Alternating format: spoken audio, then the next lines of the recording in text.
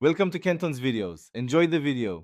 In this video, I will explain how to make a smoothie using oats. First, let's consider why oats are a fantastic addition to your morning routine. Oats are packed with essential vitamins and minerals, offering sustained energy to kickstart your day. They are also rich in dietary fiber, which is excellent for digestive health and can help you feel full longer. Plus, oat smoothies are incredibly versatile, allowing for endless customization with your favorite fruits and flavors. Now let's gather our core ingredients for a delicious oat smoothie. You'll want about 1/2 cup of rolled oats. These blend well and provide a good base. Next, add 1 cup of your preferred liquid, such as almond milk, dairy milk, or even water.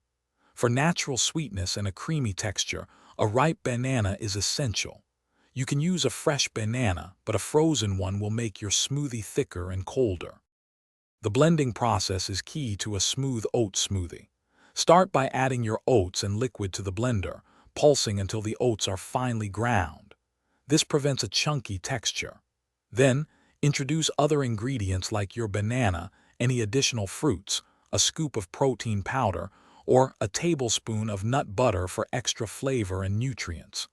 Blend everything until it's completely smooth and creamy. Taste and adjust sweetness with a touch of honey or maple syrup if desired. For an even smoother smoothie, consider soaking your oats in the liquid for about 10 to 20 minutes before blending.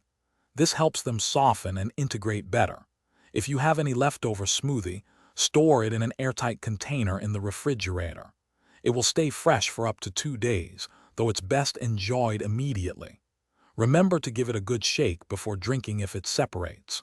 Also, make meal prep easy with these leak-proof containers. Check the description for a link and other great deals.